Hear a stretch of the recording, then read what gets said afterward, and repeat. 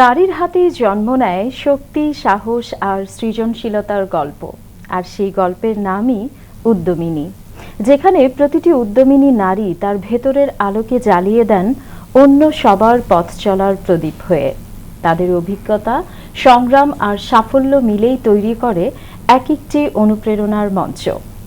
আপনাদের সবাইকে স্বাগত জানাচ্ছি আমাদের আজকের উদ্যমিনীতে। চলুন পরিচিত হয়ে নেই আমাদের আজকের উদ্যমিনীর সঙ্গে। মাহজাবিন জেরিন, স্বত্বাধিকারী নিডেল বাংলাদেশ। জেরিন কেমন আছেন? ভালো আছি আপু, আপনি কেমন আছেন? আলহামদুলিল্লাহ ভালো আছি। মাহজাবিন জেরিন কেন আজকে আমাদের উদ্যোক্তা, সেটাই জানবো এই তথ্যচিত্র থেকে। চলুন দেখে আসি। সমাজ আমাদের একটা নির্দিষ্ট পথ দেখায়, পড়াশোনা শেষ, একটা ভালো চাকরি, নিরাপদ ভবিষ্যৎ, সবকিছু যেন আগেই ঠিক করে দেওয়া। কিন্তু সবাই কি সেই পথেই থামে?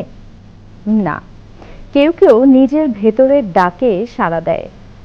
মাহজাবিন জেরিন এক যুগেরও বেশি সময় কাজ করছেন দেশের একটি স্বনামধন্য লাইফস্টাইল ব্র্যান্ডে। নিষ্ঠা ছিল, পরিশ্রম ছিল, অভিজ্ঞতা ছিল, কিন্তু তবুও কোথাও যেন একটা অদৃশ্য দেয়াল দাঁড়িয়েছিল সামনে। তিনি বুঝলেন প্রতিবন্ধকতা আসবেই, কিন্তু সেটা থামিয়ে দেওয়ার জন্য না, বরঞ্চ নতুন করে শুরু করার সাহস দেওয়ার জন্য। আর ঠিক সেই জায়গা থেকেই জন্ম নেয় নিডেল বাংলাদেশ। এটা শুধু একটা ব্র্যান্ড নয়, এটা একটা সিদ্ধান্তের গল্প, নিজের পরিচয় তৈরি করার গল্প। তিনি চেয়েছেন এমন কিছু তৈরি করতে যা মানুষের প্রতিদিনের জীবনের সঙ্গে মিশে যায়, যা আরাম দেয়, সৌন্দর্যের প্রতিফলন ঘটায়, আর থাকে সবার সাধ্যের মধ্যে। কারণ তিনি বিশ্বাস করেন ফ্যাশন বিলাসিতা না, ফ্যাশন হওয়া উচিত সবার জন্য। পথটা সহজ ছিল না, প্রতিদিন নতুন চ্যালেঞ্জ, নতুন হিসাব, নতুন অনিশ্চয়তা।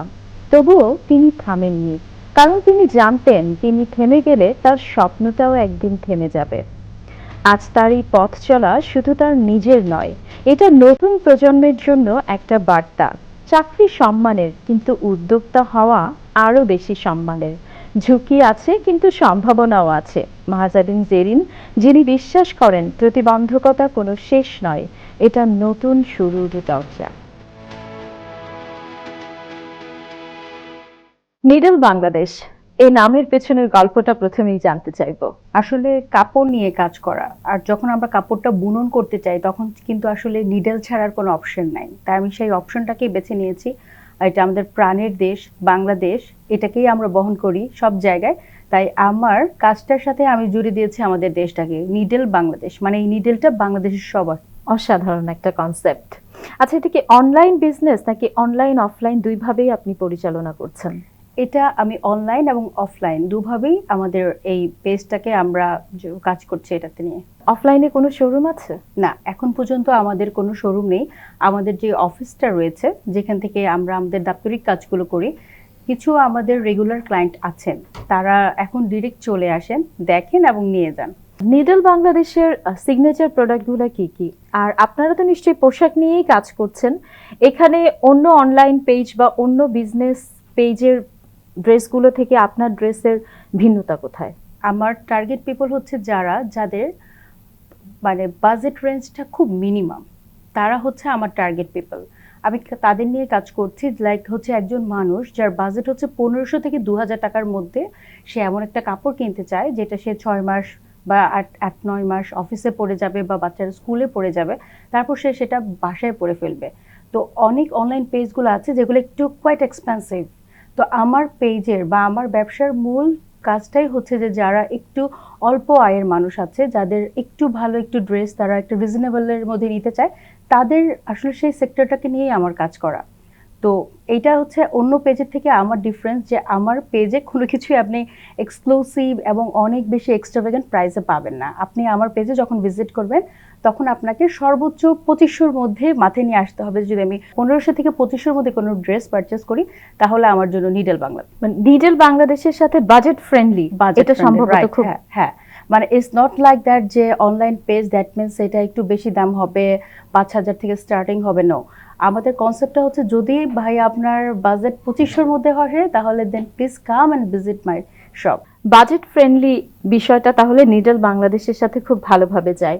এক্ষেত্রে কি স্কুল পড়ুয়া ছাত্রছাত্রী যারা আছে, আপনি কি এই যে ছাত্রছাত্রী বললাম, শুধু কি মেয়েদের জন্যই নাকি ছেলেদের জন্য নিডল বাংলাদেশ পোশাক তৈরি করছে? এখন পর্যন্ত শুধু কিডস, গার্লস এবং টিনেজার এবং লেডিস এই কাজ পোশাকগুলো নিয়েই আমরা কাজ করছি। পুরুষদের এখন পর্যন্ত কোনো ড্রেস নিয়ে আমরা কাজ করি নাই, তবে আমাদের ভাইয়ারা চাইলে তাদের আপুদের জন্য আমাদের কাছ থেকে পারচেস করতে পারে। অফকোর্স এই আমাদেরটা both open for men and female, but আপাতত তাদের জন্য কোনো ড্রেস আমরা এখনো প্ল্যান করিনি। ভবিষ্যতে নিশ্চয়ই ছেলেদের পোশাক নিয়ে কাজ করবার ইচ্ছা আছে নাকি? অফকোর্স, যেহেতু এটা একটা লাইফস্টাইল ব্র্যান্ড, সেটা বলেই আমরা আসলে মার্কেট লঞ্চ করেছি। তো শুধু ছেলেদের না, আস্তে আস্তে হোম ডেকোর এবং হচ্ছে যত হাউসহোল্ড আইটেম আছে এগুলো আস্তে আস্তে করে আমরা লঞ্চ করব ওয়ান বাই ওয়ান। জেরিন কি করতে পছন্দ করেন? জেরিন তার বাচ্চাদের সময় দিতে পছন্দ করে। আচ্ছা, এই যে পোশাক নিয়ে কাজ করছেন, অনেক প্রোডাক্টস তো রয়েছে, আর পোশাক তো অনলাইন বিজনেসের কথা যদি বলি, অনেক অনেক পেজ, অসংখ্য উদ্যোক্তা এখানে কাজ করছেন। এই চ্যালেঞ্জিং সেক্টরটিতে কেন আপনি পা দিলেন, বা এটাকেই কেন আপনি বেছে নিলেন? উদ্যোক্তা হয়ে ওঠার পিছনে অনেক গল্প থাকে। আমি আমার শিক্ষা জীবনটা শেষ করে দেওয়ার পরে আমি খুব স্মুথলি আমার শিক্ষা জীবনটা কমপ্লিট করেছি। তারপরে বাংলাদেশের ওয়ান অফ দ্য বেস্ট এনজিওতে আমি দীর্ঘ সময় কাজ করেছি এবং সেখানে এক যুগেরও বেশি সময় বাংলাদেশের সবচেয়ে বড় লাইফস্টাইল ব্র্যান্ডের সাথে আমি কাজ করেছি। কাপড়, নিডেল, সুতা, উল এগুলো আমার সাথে ওতপ্রোতভাবে জড়িত, কারণ আমার কর্মজীবনটা শুরুই হয়েছে কাপড়ের হাত ধরে, নিডেলের হাত ধরে। তাই আমি চেলেও এদের কাছ থেকে বের হয়ে আসতে পারি না।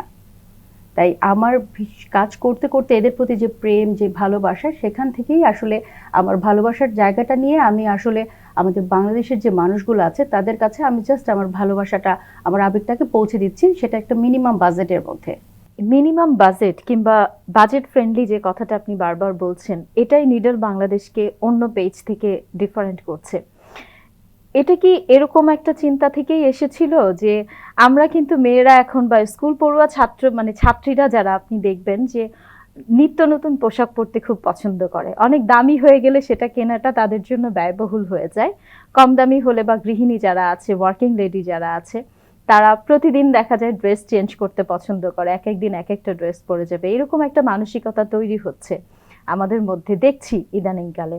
তা আপনি কি সেটাকে ফোকাস করে এই বাজেট ফ্রেন্ডলি কনসেপ্টটা নিয়েছেন? অ্যাকচুয়ালি এটা একদম আমার নিজের লাইফ থেকে পিক করা। সাধারণত যখন আমরা ঈদের সিজনটাতে, তো আসলে এটা একটা মুসলিম কান্ট্রি, আমরা প্রচুর সবাই সব ধর্মের লোকেরাই কিন্তু খুব একটু শপিং করতে পছন্দ করি। আমি যখন আমার নিজের জন্য কাপড় কিনতে যেতাম এবং আমার বাচ্চাদের জন্য কাপড় কিনতে যেতাম, যখন একটা সামান্য সুতি জামা কিনতে হতো ৩৫০০ বা ৪,০০০ টাকা, ওইটা আমাকে ভীষণ কষ্ট দিত এবং ভাবাতো যে কেন না আমরা আরেকটু সোর্সিং করতে পারি রে, আবার একটু চিপে জিনিসটা আনতে পারি, একটা ভালো জিনিস এবং মানুষের সাধ্যের মধ্যে আমরা জিনিসটা পৌঁছে দিতে পারি। ইটস লাইক যেমন আপনি যখন একটা কিডসের কাপড় ১,০০০-এর মধ্যে পেয়ে যাবেন উইদিন ডেলিভারি, তখন কিন্তু আপনার মনটা খুব ভালো লাগবে। আবার যখন সেই কাপড়টাই একটু এমব্রয়ডারি হয়ে গেল এবং ৪,০০০ হয়ে গেল, তখন ওইটা কিনাই কিন্তু অনেক সময় ইচ্ছা আছে বাট আপনি কিনতে পারছেন না। তো এই জিনিসটা আমার ব্যক্তিগত জীবন থেকে আমাকে মনে হয়েছে যে এটা নিয়ে কাজ করা উচিত, যে এমন কিছু বানাই না কেন যেটা সবার সাধ্যের মধ্যে এবং সবার ঈদের দিন হোক বা জন্মদিন হোক বা প্রতিদিন হোক তার আনন্দের কারণ হয়ে ওঠে। এখন আমার ইনবক্সে আমার প্রায় কাস্টমাররা আমাকে রিপ্লাই দেয়, আপু আপনার জামাটা পরলাম, খুব আরামদায়ক, থ্যাংক ইউ, এরকম কাপড় আমাদের অল্পের মধ্যে দিতে থাকবেন। এই জিনিসটা না একটা খুব স্বস্তির একটা জায়গা তৈরি করে, কারণ পৃথিবীতে আপনাকে এমন কিছু কাজ করা উচিত যখন আপনি থাকবেন না, মানুষ আপনার সেই কাজটা দিয়ে আপনাকে মনে রাখবে যে হ্যাঁ মেহজাবিন আপু ছিল, সে তো আসলে এরকম কম টাকায় তার দোকান থেকে বা তার পেজ থেকে আমরা কাপড় নিয়ে পরেছি। তো এই যে চলে যাওয়ার পরেও যেন কিছু কাজ থেকে যায়, সেজন্যই কাজ করে যাওয়া। অসাধারণ আপনার এই চিন্তা, এই চিন্তাকে আমরা সাধুবাদ জানাই। বাজেট ফ্রেন্ডলি, দামে কম, এই কনসেপ্টটার সাথে কিন্তু একটা সাংঘর্ষিক ব্যাপারও রয়েছে, সেটা হচ্ছে যে অনেক গ্রাহক কিন্তু এমনও আছেন যারা ভাবেন যে দাম কম হলেই হয়তো প্রোডাক্টের গুণগত মান ভালো না। নিডল বাংলাদেশ এই বিষয়টাকে কিভাবে দেখে, কিংবা আপনারা আপনাদের পোশাকের কোয়ালিটিকে কিভাবে ধরে রেখেছেন? যে কোনো কাজ শুরু করার আগে আপনাকে অবশ্যই প্রাতিষ্ঠানিক শিক্ষা থাকতে হবে। আমি কাপড় নিয়ে কাজ করতে নেমে গেলাম, আমি জানি না কাপড়ের কিভাবে হয়, কিভাবে তৈরি হচ্ছে, কোন কাপড়টা কোন উল থেকে হচ্ছে। এখন আসলে অনেক উদ্যোক্তা আমাদের হচ্ছে, এবং আমি কিছু কিছু মানুষকে অ্যাডভাইস করব, আপনারা যারাই উদ্যোক্তা হতে চান আপনাদের সবাইকে স্বাগতম, কিন্তু একটু এডুকেশন ছাড়া আসলে সেটা আপনার এবং যে পারচেস করবে তার জন্য এটা একটা ডিজাস্টার হবে। কারণ যখন আমরা কাপড় নিয়ে কাজ করেছি তার আগে আমি দীর্ঘ 1 যুগেরও বেশি সময় কাপড়ের উপর স্টাডি করেছি। আমি প্র্যাকটিক্যালি কাজ করেছি, আমি ফিল্ডে ফিল্ডে ঘুরেছি।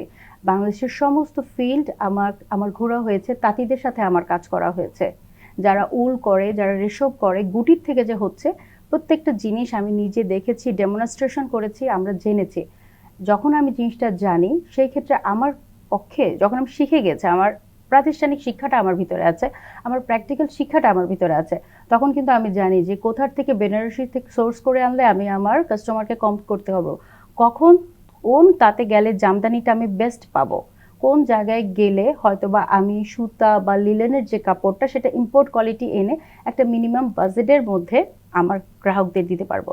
তাই প্রথমেই আপনাকে শিখতে হবে, শিখার কোনো শেষ নেই। যখন আপনি শিখে যাবেন তখন আপনাকে সোর্সিং জানতে হবে। যখন আপনি সোর্সিং আর আপনার এডুকেশনকে একসাথে কম্বাইন করতে পারবেন, আপনি নিঃসন্দেহে আপনার কাস্টমারকে খুব বেটার কিছু ডেলিভার করতে পারবেন। আমি যে প্রোডাক্ট নিয়ে কাজ করব সে ব্যাপারে একটা প্রাতিষ্ঠানিক শিক্ষা থাকাটা আমার জন্য জরুরি।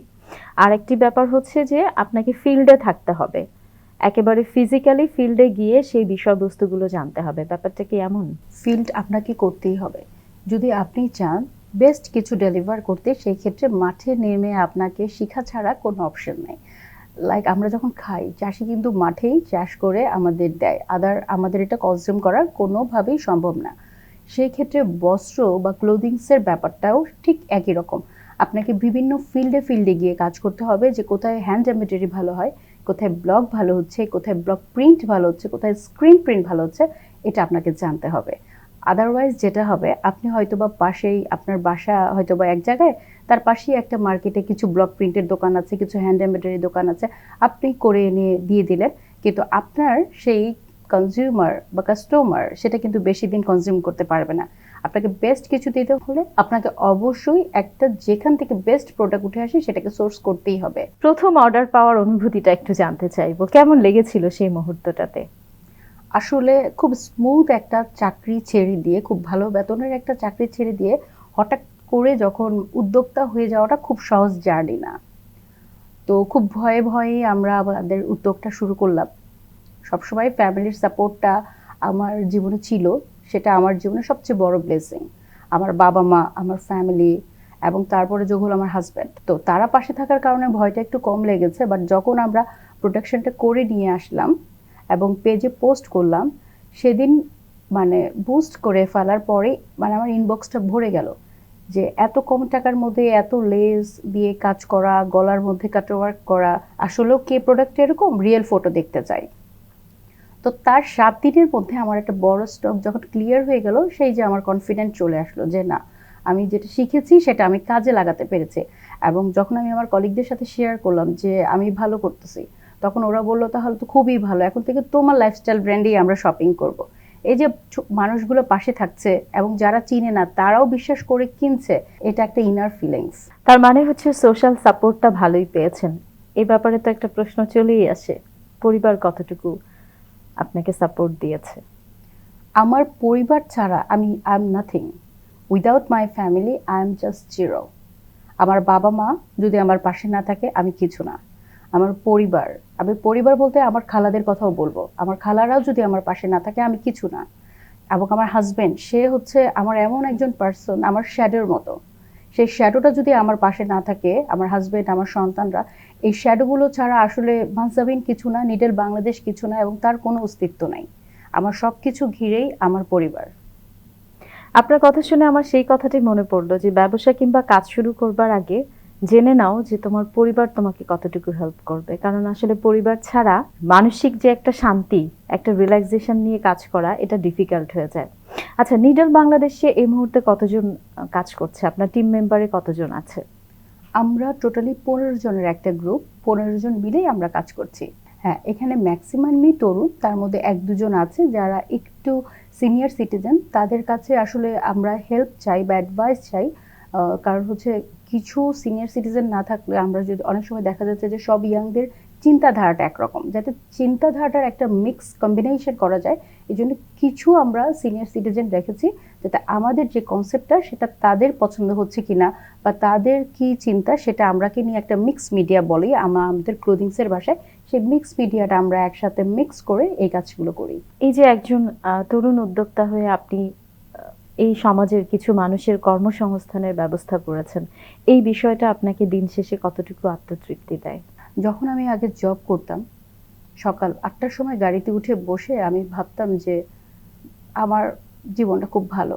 ৮টা-৫টা কাজ করতেছি, অফিসের গাড়ি নিয়ে যাচ্ছে, ড্রপ করে দিচ্ছে, খুব ভালো জীবন। এখন বেলা শেষে যখন আমি মাসের শেষে সবাইকে টাকা দিতে পারছি বা নিজের কিছু টাকা থাকছে, হয়তোবা সেটা অনেক আবার স্যালারির মতো এত হাই ভ্যালু থাকে না। কিন্তু নিজের মধ্যে না একটা আনন্দ লাগে যে অল্প, অল্প টাকাগুলো যখন আমার মেয়েরা নিয়ে যায়, ছেলেগুলো নিয়ে যায়, ওদের মুখে যে হাসিটা দেখি, ওই হাসিটা কিন্তু আমাকে ভীষণ আনন্দ দেয়। একজন নারী হিসেবে সংসার সামলাচ্ছেন, একটা সময় চাকরি করেছেন, সন্তানকে দেখভাল করছেন, বাবার বাড়ি শ্বশুর বাড়ি সব দায়িত্ব আপনাকে পালন করতে হয়, এরই মধ্য দিয়ে উদ্যোগ জীবনকে পরিচালনা করা, মানসিক যে একটা চাপ, এই চাপটাকে কিভাবে সামলে নেন? চাকরির একটা লিমিটেশনস আছে, বিজনেসের কিন্তু কোনো লিমিটেশনস নাই, সোর্সিং এর কোনো স্পেস লিমিটেশন নাই, ফিল্ডের কোনো টাইম লিমিটেশন নাই, এখানে পুরোটাই বাঁধ ভাঙা। তো মাঝে মাঝে একটু ক্লান্ত লাগে, তখন আবার চিন্তা করি চলে যাব, কিছু রেখে যেতে হবে, তাই কাজ করতে হবে। এটা যখন চিন্তা করি বাধাগুলো মনে হয় আর বাধা লাগে না। আর বেলা শেষে যখন বাবা মায়ের সাথে বসি, মা যখন বলে করতে হবে, পারতে হবে, তুমি পারবে, যখন হাজবেন্ড এসে বলে আমি তোমার পাশে আছি, তখন কোনো ক্লান্তগুলোই আর ক্লান্ত লাগে না। আর বাচ্চারা তো আছেই আমার, তারা বলে মা তুমি অফিসে যাচ্ছ, আমরা নানুকে ডিস্টার্ব করব না। কথাগুলো না একটা মোটিভেশন, অনেক বড় পাওয়া জীবনে। এক্সপোর্টে গিয়েছেন, দেশের বাইরে কি প্রোডাক্ট পাঠানো হয়? হ্যাঁ, দেশের বাইরে আমরা অস্ট্রেলিয়া এবং কানাডার সাথে কাজ করছি। ওখানে আমাদের কিছু রেগুলার ক্লায়েন্ট আছে সিডনিতে এবং অন্টারিওতে। তারা রেগুলারই আমাদের কাছ থেকে প্রোডাক্ট নেয় এবং এই কয়দিন পরে একটা বিগ ভ্যালু আমাদের অর্ডার আছে কানাডার অন্টারিওতে। আপুর মাদার ইন ল যাচ্ছে, তো উনি আমাকে অলরেডি বলে দিয়েছে যে আমাকে এভাবে রেডি করে দিবেন। তো সেভাবে করে এখন মতো এই দুটো দেশের সাথেই আমরা কাজ করছি। জেরিনকে একটা সময় পরে গিয়ে কোথায় দেখতে চান এবং নিডল বাংলাদেশকে নিয়ে ভবিষ্যৎ পরিকল্পনা কি? নিডল বাংলাদেশের একটা খুব সুন্দর আউটলেট থাকবে, আউটলেটটা সবার জন্য ওপেন থাকবে এবং সেখানে সেই একটাই কনসেপ্ট থাকবে, যদি আপনার 2500 টাকার মধ্যে বাজেট থাকে then please come, you are welcome. আর যদি মনে হয় যে 8000 10,000 টাকার বাজেট, তাহলে Needle Bangladesh is not perfect place for you. আর জেরিনকে কোথায় দেখতে চান?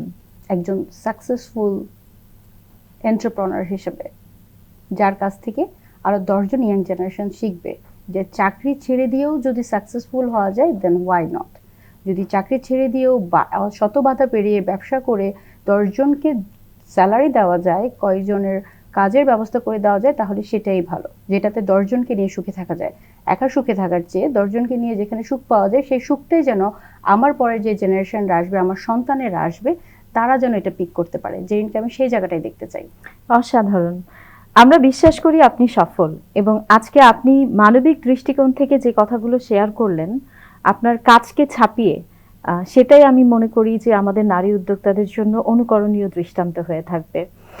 এই সেক্টরে, পোশাক সেক্টরে নতুন তরুণ তরুণী যারা আছেন, যারা উদ্যোক্তা হতে চান, ব্যবসায়ী হতে চান, তাদের জন্য আপনার পক্ষ থেকে কোনো পরামর্শ থাকবে? যদি তারা মনে করে তারা ক্লোদিংস অ্যাপারেল নিয়ে কাজ করবে, তাহলে তাদের বেসিক যে পড়াটা সেটা পড়ে আসতে হবে, মার্চেন্ডাইজ তাদের জানতে হবে। তারা যদি মনে করে অন্য কোনো সেক্টর নিয়ে কাজ করবে, তাহলে সেটাতে গিয়ে একদম রুট লেভেল থেকে তাকে জেনে আসতে হবে। তাকে মেক শিওর করতে হবে যে আমি যা করছি আমি সেটা 100% দায়ভার নিয়ে করছি। আমি করব, আমি সেটার দায়ভার নিব না, আমাকে কেউ রিপ্লাই দিলে আমি তাকে ব্লক করে দিব, সেই মানসিকতাটা বন্ধ করে যদি তারা আসতে পারে। আসলে আমরা তো ডেভেলপিং কান্ট্রি, আমাদের দেশের অনেক উন্নয়ন প্রয়োজন। যখন আমরা অনেস্টি দিয়ে আসবো, প্রত্যেকের মধ্যে অনেস্টি থাকবে, ইন্টিগ্রিটি থাকবে, আর এই অনেস্টি আর ইন্টিগ্রিটি যদি তারা একসাথে কম্বাইন করতে পারে, চমৎকার কিছু হবে বাংলাদেশের। তখন আমি সেই জেনারেশনটার জন্যই অপেক্ষা করে আছি যে অনেস্টি আর ইন্টিগ্রিটি নিয়ে তারা দারুণ কিছু আনবে আমাদের জন্য। ধন্যবাদ জেরিন, চমৎকার একটা সময় কাটলো আপনার সাথে। আপনাকে অসংখ্য ধন্যবাদ, ব্যস্ততম সময়ের মধ্য থেকে আমাদেরকে সময় দিয়েছেন। আপনার এবং আপনার উদ্যোগ নিডল বাংলাদেশের জন্য শুভকামনা সবসময়।